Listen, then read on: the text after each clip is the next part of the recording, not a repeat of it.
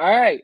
What is up, everybody? Welcome to the Chasing Larger Sports Stories podcast. I am your host, Chase Steffes, and we've got Derek Larger to the left of me. And we're going to start off with the New York Jets. They had their left tackle, Mekhi Becton, which I just found out before we started. He went out with an injury for the entire season, and he's going to have surgery on his knee. I did not know about that, and I did not hear about that. So this was shocking to me when I found out that they signed DeJuan Brown. I thought maybe they signed him as a backup left tackle, but they actually signed him as their starting left tackle for the next 2 years, maybe, because they don't know how long Mekhi Becton is going to be out and what the future holds. Derek, what's your thoughts on this move? And do you think it was the smart move picking up DeJuan? Oh, yeah. Picking up Brown was definitely a smart decision here by the Jets. You obviously had the glaring need at left tackle, and Brown being the best left tackle on the market. I mean, it made total sense, absolute total sense. So, very smart move here by the Jets. Like you said, Mekhi Becton having to have knee surgery once again. You know, Mekhi Becton, such an explosive tackle, but has been riddled with injuries ever since getting into the league. It's really unfortunate that it has come to this point, but overall, I mean, this is probably the best move that the Jets could have made in this particular situation. You know that Brown has been one of the better left tackles in the league for the last 5 years, and was really taking his time signing somewhere. And obviously he had his arrest just recently for possession of a firearm inside of an airport. I don't know if anyone remembered that subject that came up, but nevertheless, yeah, he was the best one left on the market, and the Jets just had to make a move there. You got to protect Zach Wilson, you got to protect whoever it is at quarterback. So makes total sense. So very smart move here by the Jets. Yeah, I think adding the veteran leadership on the offensive line and pairing with a lot of those young guys that they got, especially their first round draft pick at guard last year. I don't know. I don't remember his name. What was his name? Oh, Um, Elijah Vera Tucker. yeah, pairing him with Elijah Vera Tucker, letting the knowledge of Brown carry over to Vera Tucker and helping him learn his position better will help better protect Zach Wilson and make that offensive line a better unit overall to be able to protect him and give Zach the time. That was very Mhm. quick, so we'll move on to the next topic, which kind of like I understand this, but it kind of irritates me just a little bit, and I'll give my thoughts on it. Tom Brady is absent for personal reasons at practice. Now, I can understand if he was absent because like his kid was sick, something happened with his health, his wife, you know, like is sick, or he had to go pick up his kids. I understand that, but like if it's nothing and you're just getting older and you really just want to rest and they're saying that just because they don't want to have the backlash, then that's his own damn fault. Because honestly, if you're resting because you're getting older and because you need more time and your body can't take it and everything, then maybe you should have just, left the game entirely and let it be to the young guys and then enjoy your retirement with your family, your wife, stay at home, be with your kids, and finally be around the people that you love. And to be real honest, like if you're gonna be there to play, then you shouldn't need to take off some time until your second preseason game before you come back. Like I said, I completely and utterly understand it and agree with it if it's for actual personal reasons, but if it's just for him and like saying that, he wants to make sure his health is right, then that's your fault for coming back and choosing to play one more year when you could have easily just Chase, rested. Chase, this is clearly a personal reason. This is not for him taking rest. If he wanted to rest, then he wouldn't have come back. There's a reason he is back. Just at the end of the day, we don't know what this personal reason is. Is his mother or father or somebody that he personally knows on a deathbed, and that's why he's back with them to make sure that they're okay. We don't know the personal reason, but we both know that the Tampa Bay Buccaneers said that they are totally on board with whatever it is that Tom Brady said that he needed to take off, and will not be returning for at least one more week. I mean, there's Tom Brady could be absent for all of camp for all I care. He does not need to prove to anyone on anything that he needs any kind of attention to the field or anything. He doesn't need that. We already know his pedigree. We know who he is. And personal reasons aside there, we know at the end of the day, that's probably what it is. I'm not going to say anything on it, because if it is true that somebody is extremely sick on his family side, I'm certainly not going to discredit Tom Brady for trying to do the right thing and be beside somebody that he cares about. No, and like I said, I completely understand and I completely agree if that's the actual reason. But Yes, and we're going sometimes to it's assume that's the case. We're going to yes, assume that's the case. yes, and but what I'm saying is sometimes there has been people that just say that because they want to take some rest. I'm not saying that that's not the case here. I'm just saying it could be. It could have been, but it's Tom Brady. Okay, Tom Brady lives for this. He doesn't need rest. He's in better shape at 45 than most quarterbacks are in this league. I mean, that's he doesn't need rest. If he wanted to ask the coaches for a week off of practice, he would just be there and just not practice. That they wouldn't have to describe him as personal reasons for not being there. So at the end of the day, I know it's a personal reason. I'm just going to accept it that there's something going on that we don't know about. Yeah, and let's hope that if it is somebody that is sick, then they get better and they're there cheering him on when the season starts. Mm-hmm. Next topic we got is James White, a former teammate of Tom Brady and current teammate of Mac Jones. Well, not anymore, has officially announced his retirement. Now, I didn't read up on this. I'm assuming that he just wanted to retire because he felt his time was done in the NFL, and he felt like he's done a lot and contributed as much as that he could. And kudos to him for getting a couple Super Bowls and then announcing his retirement and living the life. But he was still young and still had a lot in the tank. But do you think that this was the smart decision and right decision for him to make, or do you feel like there was more to it than that? Like I'm not sitting here saying that he's doing this because he's got an injury or something, but I'm saying, like, do you feel like he's gonna go back and out of retirement like next year and miss the game of football and then come back? I mean, I can never be in the position to tell anyone what is right for them when it comes to ending their career in this violent and vicious game that we call the NFL. 8 years in the NFL. I mean, most NFL running backs do not make it that long. So for 8 No, they seasons don't.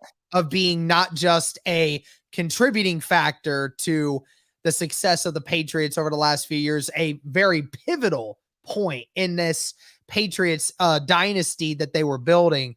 We talk about he's considered like a superhero of Super Bowl 51.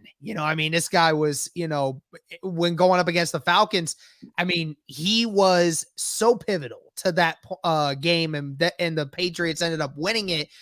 James White at certain points in his career was widely regarded as one of the best receiving backs in all of the NFL. So this guy, was a very integral part to the Patriots' success. I mean, James White was a great player, and if he felt after 8 seasons that it was time for him to just settle down and realize that, I've made my money, I've had my success, I'm just not feeling it anymore, and it's my time to move on, then, all the power to him. I mean, even if you think he has more left in the tank, nobody knows his body better than he does. And if your mind's not into this game, then you just shouldn't play it, because you'll end up hurting yourself even more than what you currently have in the past. And, it's just not worth it in the long scheme of things. So, I mean, great career for James White. very capable running back. Like I said, is part of some great Patriots teams. Like you said, former teammate of Tom Brady's, and really was one of the most undervalued Patriots of his time. Yeah, I would agree. I mean, you see his contributions to the team, including when they had Sonny Michel, including when they had Damian Harris. Like, he was still a focal point of that offense and one of the key pieces to their success in quite a few Super Bowl runs, not just the one in 51, but that was obviously his most memorable one. And, with him retiring as a healthy guy is, you know, the key piece here, because you've seen a lot of people had to retire or forcibly retire early due to injuries. Luke Kuechly, Chris Carson, Andrew Luck, guys that are very young aged people that still have a lot left in the tank that they could give are forced to retire early. And the fact that James White went out on his own terms is really amazing to see in the NFL, because, nowadays you don't get a lot of that. You got a lot of people that are forced to retire because, injuries plague them, their career, or force them to retire. So somebody that can just retire on their own terms is, nice to see, and knowing that he is leaving this game healthy and can walk upright and go home and see his kids at the end of the day.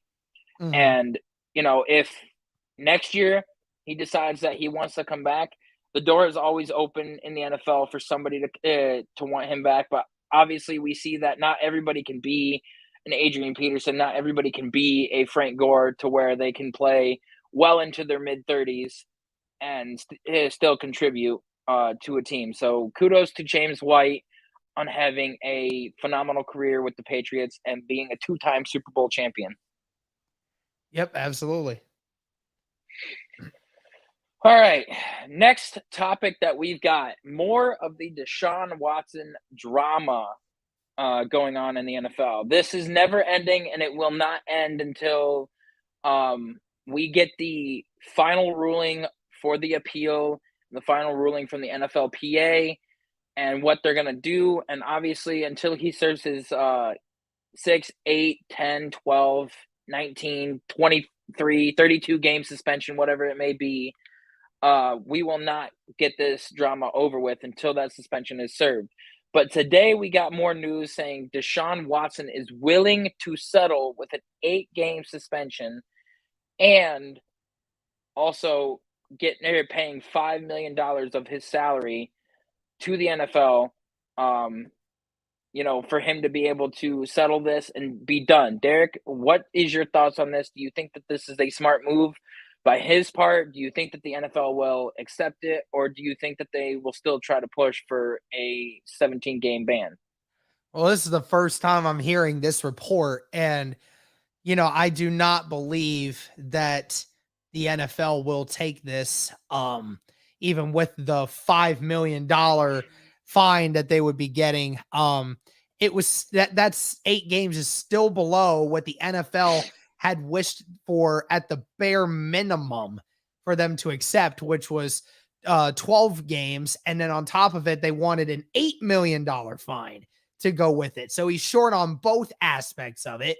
So I do not expect the NFL to take this punishment, because it's really only half of what they were expecting in the first place. So, if anything, this might just make the push for the NFL to want to do more, because, they're thinking, oh, Deshaun Watson's trying to spit it in our face of, taking half of what we want him to take. So I don't think it's going to happen. I think that the NFL is going to go to their fullest length of extent to try and get this to be a 1-year suspension. And then I just think that whatever judge ends up seeing the ruling, they're just going to go back to the same 6-game ruling that the original judge, Sue Robinson, gave him.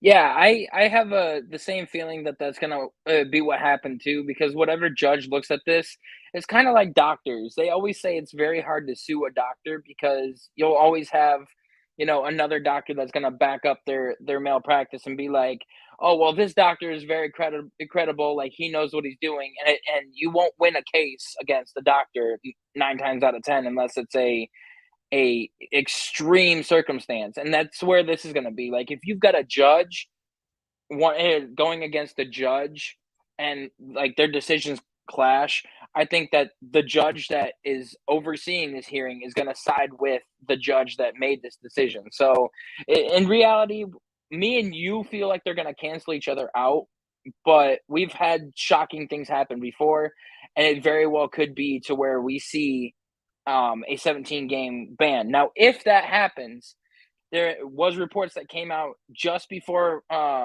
we got on about a couple hours ago that the Browns are going to go after Jimmy Garoppolo in a trade if Deshaun Watson is suspended for 12 games or longer. Do you think that getting Jimmy G is it gives us a better chance to win the division and or make it to the playoffs for our team?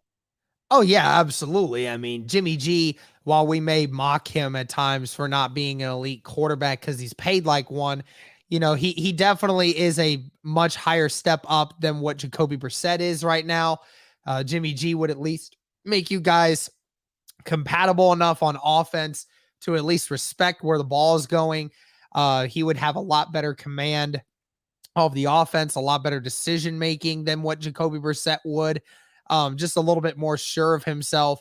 No question in my mind that you guys could still win 10 or 11 games at minimum with Jimmy G at the helm and make it to the playoffs. I mean, this team with the Jimmy G would still be in that category, no question about it. But yeah, I mean, it'll be very interesting to see if that even happens. I mean, it all depends on what ends up happening with the trial. And obviously the Browns are going to be hoping for a decision soon. I mean, to be real honest, as a Browns fan, I would much rather go get Jimmy G now and have him for the 6 games that he is suspended, and then if Deshaun comes back, bench Jimmy G, because at least you've got a very suitable backup, and at least you've got a chance for him to come to a team, play those 6 games, and realize, okay, I've got 6 games to ball out and prove to everybody that I'm not carried by my defense and I can still play ball. And that way, at the end of this year, when his contract and he's done with his final year, he can probably be picked up by somebody that absolutely needs a starting quarterback, and he could be their starting guy. Now, to be real honest, looking at it, I think that Jimmy G is still very capable of leading us to the playoffs. He led the 49ers to the playoffs several times, to the Super Bowl once, and to the NFC Championship title game several times. So, with that being said, I think that if we picked him up, pairing him with our offense, getting him behind that offensive line, yes, our receivers are nowhere near what they had in Brandon Ayuk and Deebo Samuel, but we still have Amari Cooper. Donovan Peoples-Jones is a much better guy than what he was 2 years ago, and developing like a number 2 wide receiver. And I think that pairing him with this team, we won't probably win the division, but we could at least make it to that wild card spot at 6 or 7 and make some noise in the NFL playoffs if that were the case.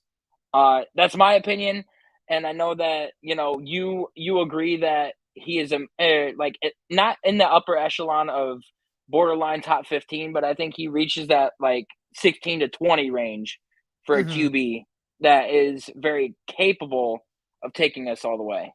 Oh, yeah. So, speaking of quarterbacks and battling and leading teams to victory, Mitch Trubisky, former number 2 overall pick of the Chicago Bears, coached formerly by Matt Nagy, has now won the starting job At and least for is right now, now. at least for right now, people, at least for right now. We do not know for sure if he's going to start the regular season, but he's starting the first preseason game that they're going to have. But Mitch Trubisky has won the starting job for now to be the Pittsburgh Steelers starting quarterback. Now, Derek, do you think that they should have Trubisky going into the season as the starter, or do you think that they should go with Kenny Pickett and ride it out with him and see what they've got in the first round pick? Well, I think it's always that question of what if, right? And of course, when the Steelers picked him, they believed that there was a good chance that Kenny at some point could be where they want him to be. I mean, if Mike Tomlin believes that Mitch Trubisky is the guy, then I'm not going to fault his decision making on that decision, because obviously Mike Tomlin and that staff knows more about this situation than we do. Mitch Trubisky going into a much better situation now than what he was in with Chicago, even when Chicago was at its height with that number 2 defense in the league and Allen Robinson catching 100 freaking passes a year. You know, even then there was still inconsistencies with that team. And, you know, we always rip on Matt Nagy because, you know, Matt Nagy was never a offensive minded guy. He's ruined a lot of careers on the offensive side in Chicago. You know, and that's the difference now. I think that Trubisky is in a better situation where he has better overall talent around him right now, a better support staff around him that allows him to be more of a free-minded player. There's nothing wrong with keeping Kenny Pickett on the bench for right now. Everyone thinks he's still a project right now, and that's fine. You know, we've seen this happen so many times over the last few years. There have been multiple times we've seen Patrick Mahomes end up in this situation, right? Had to sit for a year and a half behind Alex Smith before he It was finally actually one got full his year, shot. not a year. Yeah, one year. Yeah. He had to sit for a year behind Alex Smith to finally learn and get going. And honestly, if it wasn't for the talent that he had around him and the coach that he has in Andy Reid, who is an offensive minded genius, then Patrick Mahomes would not be the Patrick Mahomes that we know. Patrick Mahomes would probably still be good, but elite to the level where we call him one of the best generational quarterbacks we've ever seen. He landed in the right place at the right time with the right talent in the right situation. They didn't rush him out there. They let him sit. They let him figure it out. They studied with him. And that's exactly what you should do with Kenny Pickett if they feel he's not ready. You shouldn't rush a rookie quarterback out there unless you know he's ready or you know for a fact that he is the best option you have to win. And right now, there's no one that believes Kenny Pickett is the absolute definitive best answer for the Steelers to win. Except Michael Hubler. What's up? It said except Michael Hubler. Except Michael freaking Hubler. But yeah, I mean, Trubisky definitely gives you the better, the safer option. I think gives you a higher potential option. So I'm all for Trubisky being the quarterback because obviously the Steelers feel that way, and who am I to judge it? Now, there's two things I want to mention here. Here's how I know Bears fans are some of the most delusional and like toxic fans in the NFL, because they had people believing that Matt Nagy was the golden savior of Chicago and saying Trubisky was the whole problem and the whole reason why. And it took until they drafted Justin Fields and him playing under Matt Nagy for them to realize it was the complete opposite.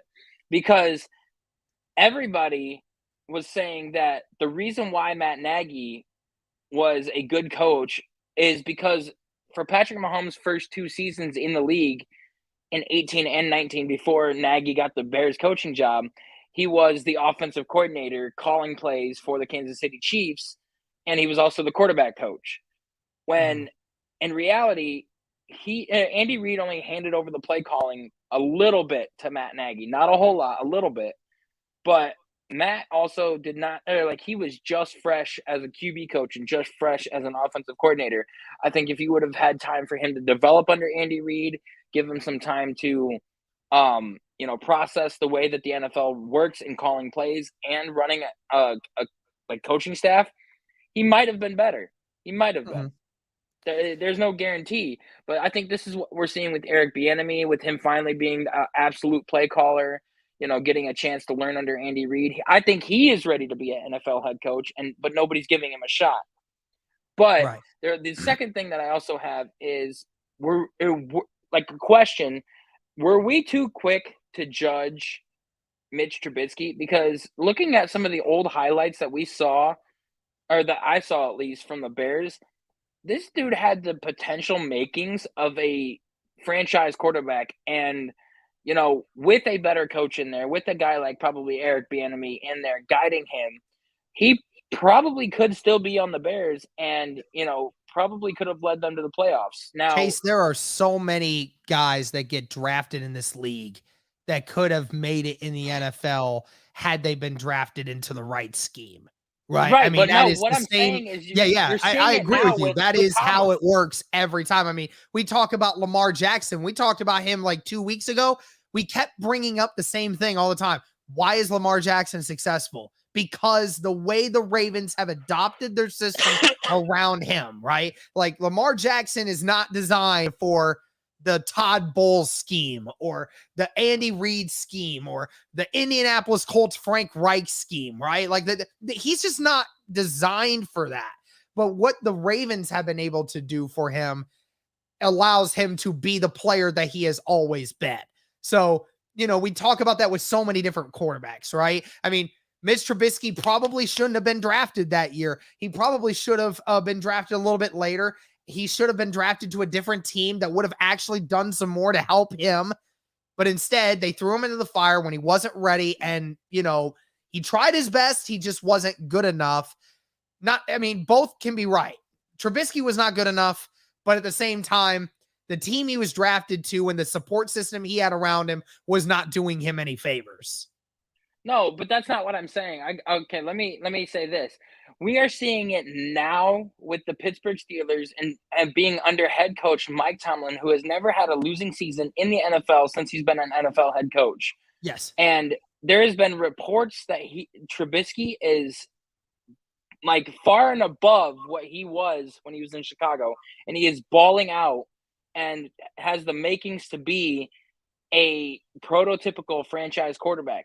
And like this is what I'm saying. Like, do you feel like we were too quick to judge Trubisky, or do you feel like we gave him, or that we were not giving him, or that we gave him too much and he broke our hearts when it came to the way that we evaluated him, and we're just like, okay, this guy cannot play ball. Do you think that now that he's balling out with the Steelers, now that Mike Tomlin has brought out the best in him, and Mike Tomlin and everybody else on that team says that he is playing far and above what he did with the Bears, do you think that we were too quick to judge him, or do you think that it was the right call? I think the criticism was fair. I mean, there was always correct criticism and what Trubisky is. I mean, Trubisky, we've still yet to seen the best of him. We've seen some good things with Mitch Trubisky. We've seen some really bad things from Mitch Trubisky. Mm-hmm. Again, you can contribute that to a lot of different factors.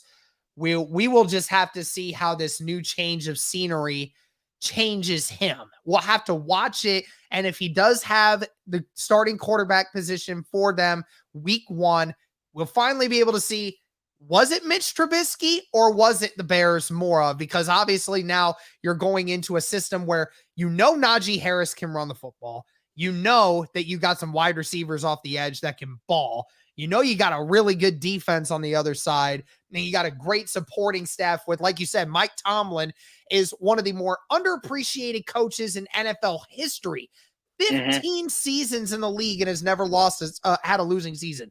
It's phenomenal when I hear it again and again and again. It never gets unimpressive. So I love it. But in Chase, I will say I got to go in about 20 minutes. So let's do the Roquan Smith thing and the McVay extension, and then we'll stop here. Gotcha. You gotta get going. Yeah, I got another commitment to another podcast that I got to go on. So I got about 20 minutes before I have to hop on there, but that should be enough time to talk about Roquan Smith and about McVay as well. Sounds good to me. So moving on to the next topic that we got Roquan Smith. So we talked about it last time that we were on about how, he requested a trade and wants out of Chicago.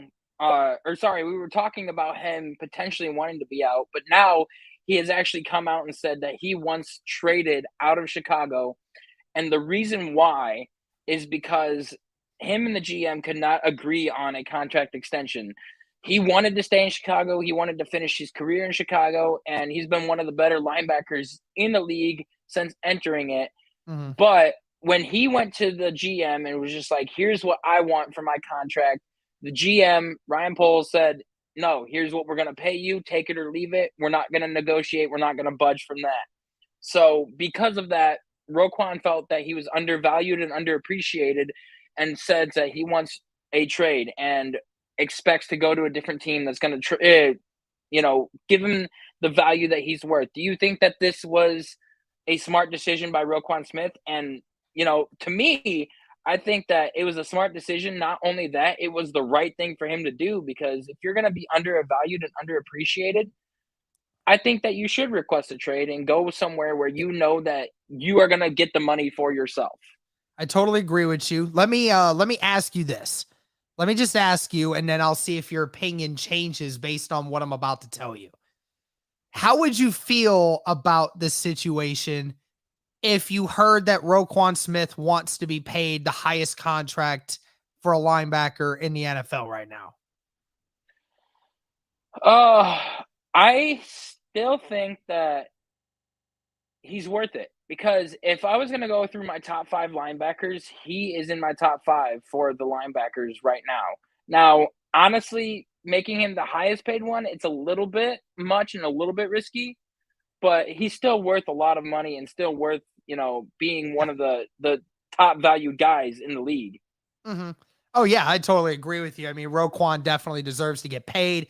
I think he might have been the highest tackle leader over the last, I think, 2 seasons of any player in the NFL. So, this guy's always around the ball, no question about it. I got into an argument with a few people on Twitter recently. Like, I hate how this market resets every time. It's when a big player gets paid big money, like what Darius Leonard just got this offseason, getting paid $100 million over 5 years, right? Well, now the market resets. So anytime another great player wants paid, they want the same money, if not more. And it's just like saying, okay, I may not be as good as this player, but I'm great. And if this guy's going to get paid that much, that's how much I want. And I hate it. I really do, because it's like, look, I understand that's how the business works, but I hate that argument. Let me give you a number, Chase, and I won't spend too much time on this, but I just want to say it. 28-6. You want me to tell you what those numbers mean? That's how many 6 is the number of turnovers that Roquan Smith has created in his 4 years as a Bear. You want to know what the 28 stands for? The amount of turnovers Shaquille Leonard has forced in 4 seasons. 28/6.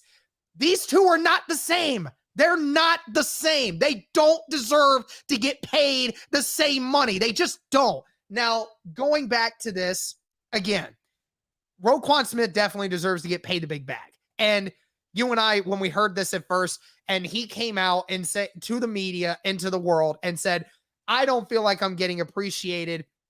And because the GM basically was saying it's a take it or leave it situation, there's no compromise here. You either take what I give you or you just go. And that's what they say we've come to. Now, the GM came out afterwards and said, my main focus is to keep Roquan on this team. I'm disappointed that we've come to this situation and the way that we did. Well, obviously we wouldn't have to come to the way that they did if that's how I know the GM is trying to lowball him, right? Because the way he said that, like, I'm disappointed that it's come to this situation. Like, I mean, talking about it like as if he's an adult and Roquan's a child, right? Like, get out of here. Like, I mean, Roquan deserves to be amongst the top paid linebackers in the NFL. It don't have to be $100 million, but give him something close. Give him a 4-year deal worth $90+ million, and I'm sure Roquan will be happy with it. You know what he was offered? And I don't know if I don't remember what he was offered. I never heard that. I don't know if this is true or not, but I saw it on a Twitter post that was from a valid NFL journalist and everything.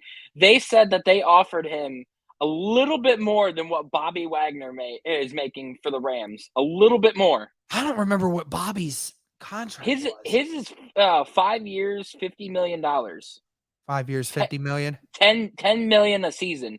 He's making. I think they. But on the offered him. back end of it, Bobby is on the back end of his career. Bobby is not the same linebacker that he once was. He is in his mid-30s, and he's about to be out of there in a few years.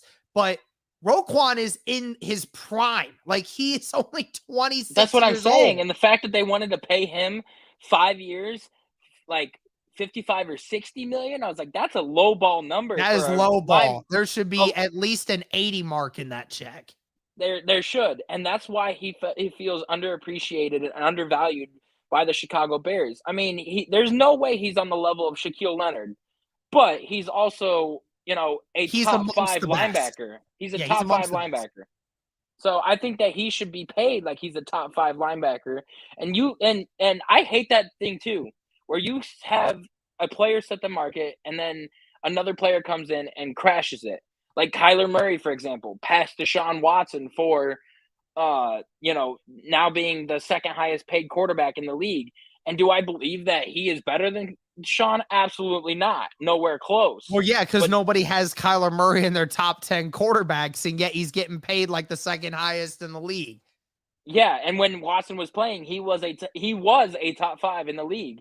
So, yes. The talent level right there. But again, it's like you said, if he doesn't get paid the money, somebody will pay him. But, he had the kind of issues that people are like, oh, Arizona was the only people that were going to offer him that big of the contract due to the filming issues that he was having in regardless. So, all right, on to the final thing that we're going to discuss today.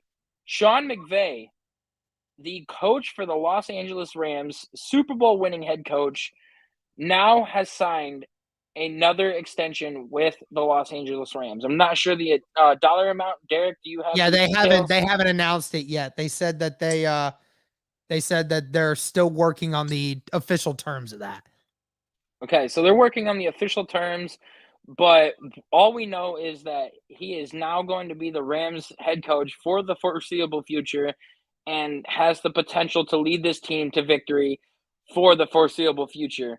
And what a great call that was, because with him being the youngest coach in the NFL right now, and with him being a Super Bowl winning head coach and getting your team there, 2 out of the 4 years that he's been a head coach is phenomenal. And then winning it is also a feat by itself. So, kudos to the Rams. And, I'm kind of glad to see him getting the respect that he deserves with getting this extension. What's your thoughts on it? Yeah, I mean, there's only a few coaches in the NFL that really deserve a high-paying extension, and McVay is one of them for sure. I mean, McVay, the youngest coach in the NFL when he got hired, and then in those few seasons of being here, has completely transformed the Rams franchise. I mean, he has this team lined up to be a great team for a very, very long time. And, since he's only in his mid-30s, bro's going to be coaching for 30 years, Chase, and the Rams are going to be relevant every single one of those years. I mean, like you said, he's gone to multiple Super Bowls, finally won his first Super Bowl with Matt Stafford this last year.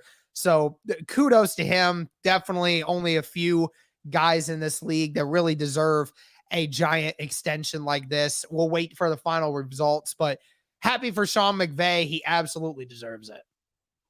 Yeah. So that'll be it for today. There was a couple of topics that we did not get into. So briefly to recap, we will discuss Marshawn Lynch being arrested on a DUI charge on Sunday when we get on.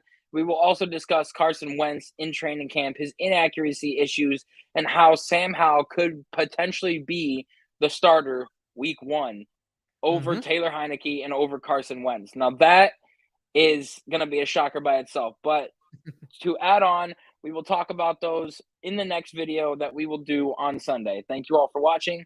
Chasing Larger Sports Stories podcast. I'm out.